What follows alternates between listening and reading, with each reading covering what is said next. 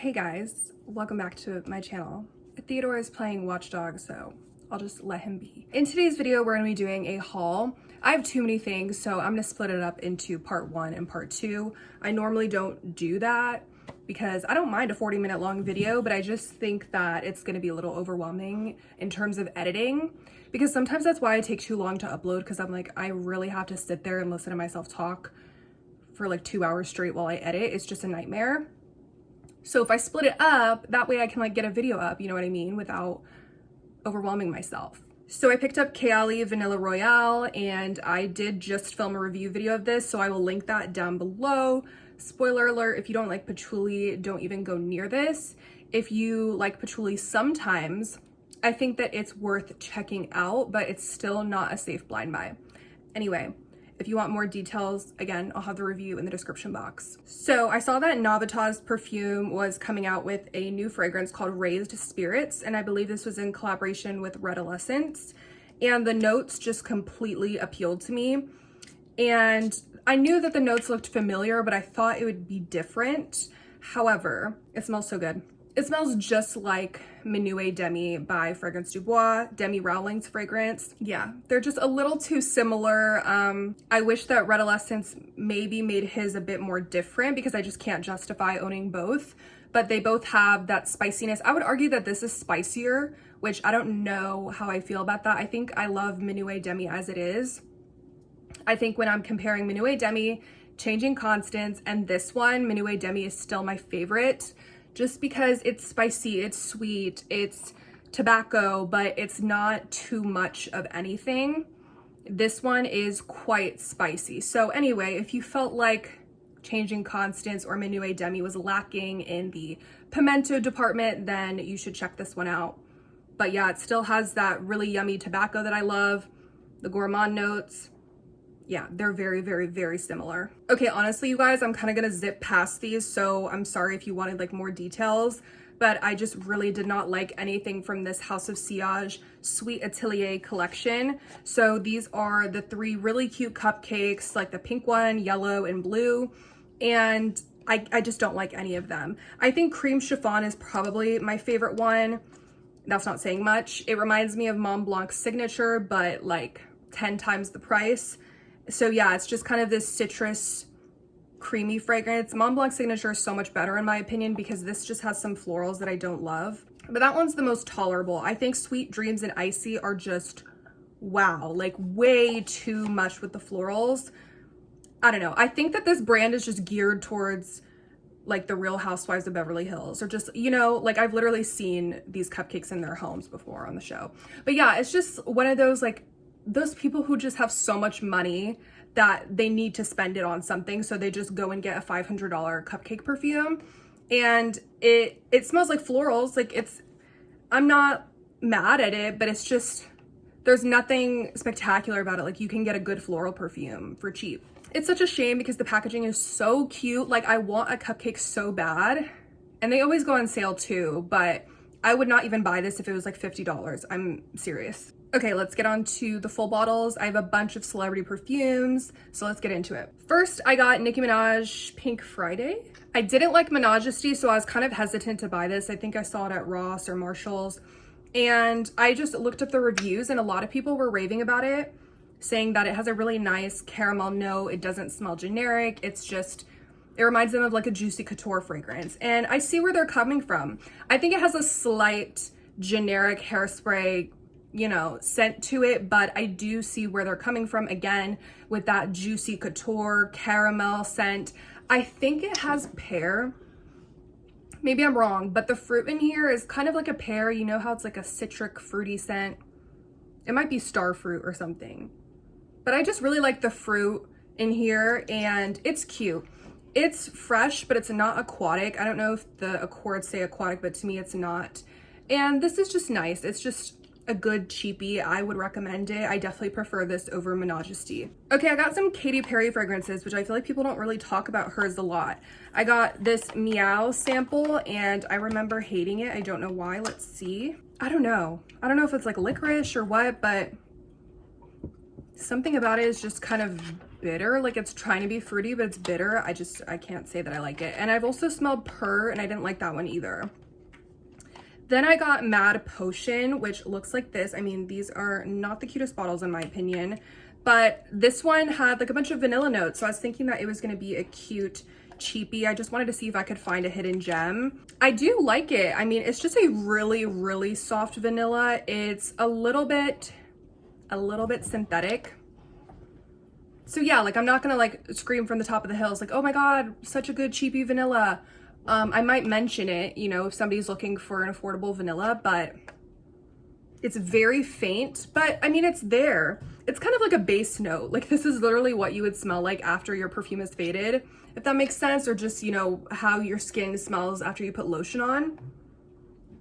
Very soft, just vanilla scent, maybe a little bit of musk. Yeah, it's kind of like your skin, but better, I guess. And then I got Katy Perry's Mad Love, and I'm actually excited about this one, you guys, because I think that this is a unique, not generic, good find. It's affordable, it's fruity, very fruity. It smells just like realistic and edible. So I believe it's strawberry and coconut. So some people describe it as like a strawberry milkshake, coconut milkshake. I can definitely smell the strawberry, but to me, it kind of smells like a more exotic fruit. Like I don't know which one, I can't tell you off the top of my head, but like dragon fruit, like something just exotic. But I do get that creamy coconut, and it's actually really delicious, and it doesn't smell sunscreeny. So yeah, this is just such a cute, creamy, fruity scent. Literally nobody talks about it, at least from what I've seen. And I think that it deserves a little bit more attention. It smells really good. And I like the marble cap, but I don't like that bottle. I'm one of those people that I will not buy a fragrance if the bottle is ugly, but I guess I was just feeling a little bit generous today, and I got the Carmen Electra fragrance. I don't know if it's called Carmen Electra or if it's called rrrr. I can't even say it, but who knows. So it looks like this. Again, hideous, but it was super cheap, so whatever. Also, the cap is so cheap and flimsy, I feel like it's gonna break. The scent, however, I do like the scent. So again, people are comparing this to like Juicy Couture fragrances like Viva La Juicy or Gold Couture, and I can immediately see that. It's just that juicy caramel floral. It's actually really pretty. I don't even own any juicy fragrances. Isn't that crazy? Like I like juicy fragrances, I just don't have one. And my mom doesn't have one anymore either. But I wish I was able to smell side by side to tell you guys.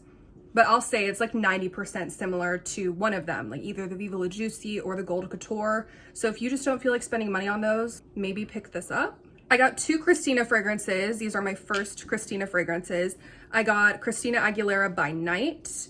And I totally forgot that a bunch of the reviews say that this smells like hypnotic poison. So here I am with the hypnotic poison dupe. So when I first smelled it, it didn't really register in my head. But then I was like, yeah. So it's this powdery vanilla. Like if you smelled Dior Hypnotic Poison, you've smelled this. I would say maybe this is slightly fruitier. But yeah, it just smells like lipsticky, like that kind of baby powder. Yeah, I don't like it. I mean, it has the same vibes, like the Play-Doh vibes, powdery. But if you want a dupe, because that fragrance is expensive, check this out for sure. Then I got Red Sin, which the notes really intrigued me because it had cinnamon and apple. So I was like, okay, I like the sound of that. And I do smell it. I do smell like a nice cinnamon, nice apple. I don't know if it's going to the cinnamon apple air freshener territory, maybe a little bit. Like it kind of is, but I think it's just slightly perfumey enough where I think it's okay. But I did see Fragrance Collection talking about his favorite Christina fragrances, and I believe that this has been reformulated according to him, that the original is so much more potent. So yeah, there is cinnamon, there is apple, but it's not super strong, it's not super spicy. So if you're scared of that, don't worry.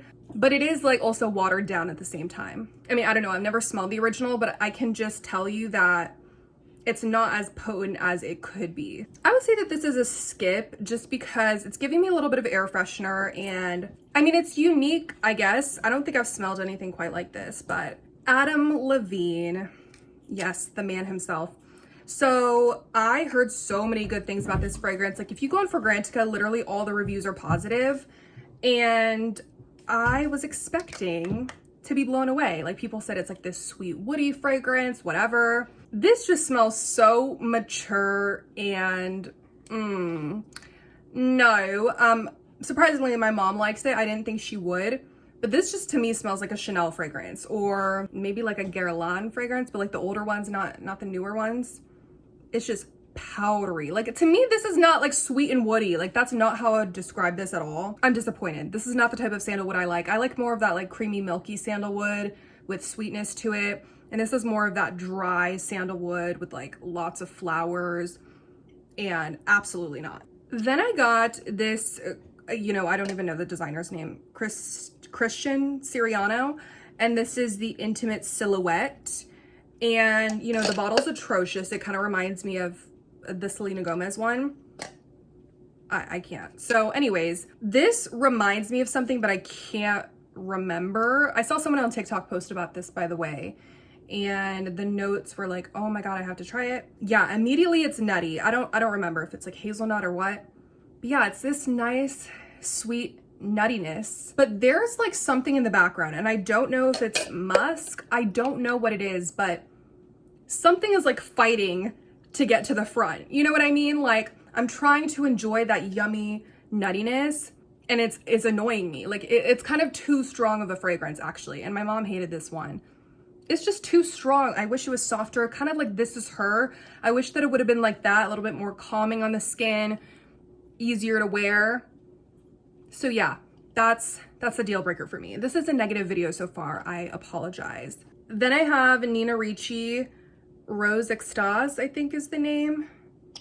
And I know Scent Memos, Victoria really likes this scent. So I was curious to try. I never bought this for the longest time because I already have Delina Exclusive. I've already tried Delina. You know, I was just thinking, I don't know how many more roses, fruity roses I need to try. But I decided to try it. I actually really like it. I don't love it on my skin. I only tried it on my skin once, but I wasn't loving it, and I don't know why. It just started to pull a little strange on me. And I wonder if it's like the green note. So when you first smell it, there's this really lovely green note. I just think it smells like a fresh rose, but like also with the stem and stuff. So on my skin, I think green notes act funky because it's the same thing with Delina, and the green notes that's in Delina, it smelled so weird on my skin. So I think that happens.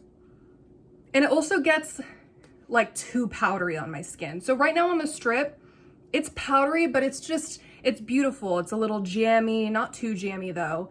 It's a little jammy, a little powdery, it's sweet. But then on my skin, everything goes haywire. So I don't know how I feel about this yet. I think this is a lovely option though. Like, it's so affordable and it smells high-end and classy and not generic, nothing of the sort. Like, it smells like what it's supposed to, this raspberry rose scent. I would really recommend it to other people. I just don't think I'm gonna end up keeping it. Okay guys, I'm going to wrap the video up here, and I will upload part 2 to this haul in the future. So thank you guys so much for watching, and I will talk to you next time. Bye.